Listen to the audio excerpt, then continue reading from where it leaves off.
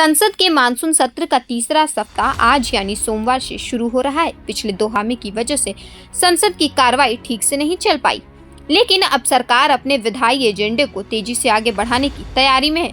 आज लोकसभा और राज्यसभा दोनों सदनों में कई अहम विधेयकों पर सरकार की नजर रहेगी। सबसे पहले बात करते हैं लोकसभा की। आज सरकार 2 नए बिल सदन में पेश करने जा रही है। पहला है इंडियन स्टैटिस्टिकल इंस्टीट्यूट बिल 2026, जिसे केंद्रीय मंत्री राव इंद्रजीत सिंह पेश करेंगे। वहीं दूसरा है बैंकर्स बुक्स एविडेंस बिल 2026, जिसे वित्त मंत्री निर्मला सीतारमण लोकसभा में पेश करेंगे। अगर आसान भाषा में समझे तो इंडियन स्टैटिस्टिकल इंस्टीट्यूट यानी ISI देश का एक प्रमुख संस्थान है जो आंकड़ों, डेटा साइंस, गणित और रिसर्च के क्षेत्र में काम करता है।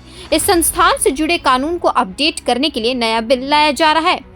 वहीं बैंकर्स बुक्स एविडेंस बिल का मकसद बैंकों के रिकॉर्ड और डिजिटल दस्तावेजों से जुड़े कानूनी प्रावधानों को आधुनिक जरूरतों के हिसाब से अपडेट करना है, ताकि अदालतों और जांच एजेंसियों के सामने बैंक रिकॉर्ड को पेश करने की प्रक्रिया और स्पष्ट हो। अब बात उन बिल की जिन्हें सरकार इस हफ्ते पारित कराने की कोशिश करेगी। सरकार registration of birth and death संशोधन विधेयक 2026 और सुप्रीम कोर्ट जजों की संख्या संशोधन विधेयक 2026 को भी लोकसभा से पास कराने की तैयारी में है।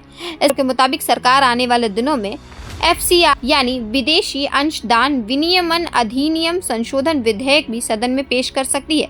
इस बिल पर राजनीतिक हलकों की खास नजर रहेगी, क्योंकि इसका सीधा संबंध विदेशी फंडिंग से जुड़े नियमों से है। इधर वित्त मंत्री निर्मला सीतारमण वित्त वर्ष 2022 से 23 के अतिरिक्त अनुदान की मांगों से जुड़े दस्तावेज भी लोकसभा में पेश करेंगी। यह सरकार के खर्च और वित्तीय प्रबंधन से जुड़ा एक महत्वपूर्ण संसदीय दस्तावेज माना जाता है। अब बात करते हैं राज्यसभा की। राज्यसभा में केंद्रीय मंत्री जीतन राम मांझी सूक्ष्म, लघु और मध्यम उद्यम विकास यानी MSME डेवलपमेंट संशोधन विधेयक 2026 को चर्चा और पारित कराने के लिए पेश करेंगे। सरकार का कहना है कि इससे छोटे और मझोले उद्योगों से जुड़े कानूनों में जरूरी बदलाव किए जा सकेंगे। हालांकि सरकार का विधायी एजेंडा तैयार है, लेकिन सबसे बड़ा सवाल यही है कि क्या इस पर संसद की कार्रवाई बिना रुकावट चल पाएगी। दरअसल मानसून सत्र के पहले 2 हफ्तों में विपक्ष ने कई मुद्दों पर सरकार को घेरा। NEET UG paper leak, Jantar Mantar पर प्रदर्शन कर रहे छात्रों के खिलाफ पुलिस कार्रवाई और राम मंदिर दान से जुड़े विवाद जैसे मुद्दों पर हंगामा करता रहा। इसके चलते लोकसभा और राज्यसभा की कार्रवाई कई बार स्थगित करनी पड़ी। सरकारी सूत्रों का कहना है कि सरकार सदन चलने दे ताकि लंबित विधेयकों पर चर्चा हो सके और जरूरी कानून पारित किए जा सके।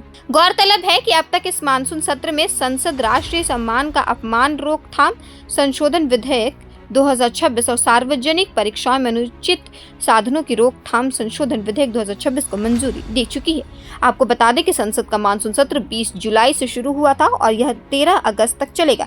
ऐसे में तीसरे सप्ताह में सरकार की कोशिश होगी कि जितने भी अहम और लंबित विधेयक है उन्हें आगे बढ़ाया जाए। वहीं विपक्ष भी अपने सरकार को घेरने की रणनीति पर कायम है। अब देखना दिलचस्प होगा कि इस सप्ताह संसद में कानून बनाने का काम तेजी से आगे बढ़ता है या फिर हंगामे की वजह से कार्रवाई एक बार फिर प्रभावित होती है। फिलहाल इस खबर में इतना ही। ऐसी तमाम बड़ी अपडेट्स के लिए देखते रहें प्रभात खबर। धन्यवाद। प्रभातखबर.com, विश्वास वही, रफ्तार नहीं।